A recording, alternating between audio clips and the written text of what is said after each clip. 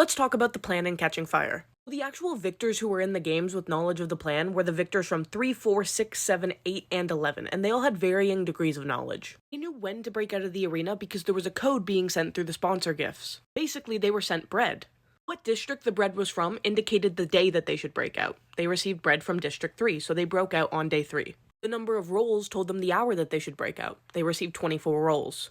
The plan went terribly wrong when they put it into action. But what actually happened that last day in the arena? This is about to be a very long explanation, so sorry in advance. The plan that Peeta and Katniss were informed of was different from the actual plan. What they were told was that the wire would be brought down to the beach so that when the lightning tree was struck, it would hopefully take out another tribute, aka Brutus and Anabaria. Now Katniss and Peeta want to ditch the Alliance at this point, and everyone is aware of this, so they split them up. The plan starts with Johanna and Katniss, and they're supposed to take this coil of water and bring it down to the beach. After that, they're meant to put as much distance between them, the water, and the beach as they can. Peeta's been split up from Katniss, and Beetee uses the excuse of him needing guards in Finnick and Peeta, because they needed to know where Katniss and Peeta were at all times. They were the two most important people to get out of the arena. At the end of this plan, they're all supposed to meet up together, which doesn't happen because everything goes insane. Katniss and Johanna are uncoiling the wire, it gets cut.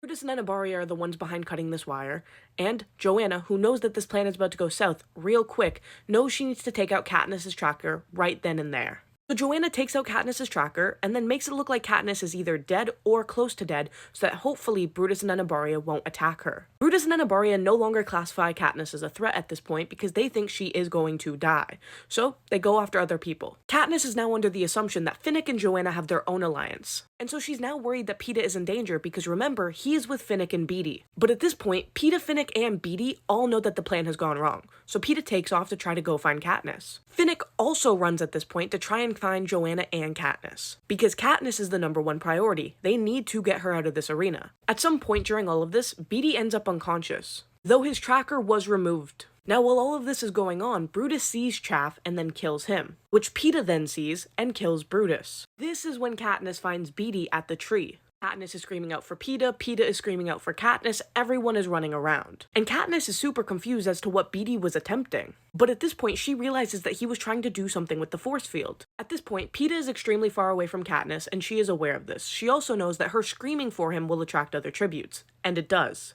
This is now part of her plan, because she's decided if she can take the rest of them out, then hopefully Peeta will only have one person left to fight, meaning he could survive, which was her entire goal going into the games. Now Anabaria and Finnick both show up to the lightning tree, but they can't see Katniss. Now Katniss has decided that this would be the perfect time to kill both of them. This is when the second cannon goes off, which is when Peeta kills Brutus. And Katniss can still hear Peeta screaming, so she is aware that he is alive, which only encourages her even more so to kill Finnick and Anabaria, because Peeta's chances are looking better and better at this point. This is when Katniss remembers what Haymitch said, remember who the real enemy is. Also, at some point in all of this, Finnick did remove his own tracker. We don't know when, but he did do it. Anyway, at this point, Katniss is remembering these words and realizes that Anabaria is not her enemy. Katniss wraps the wire around an arrow and shoots it at the force field.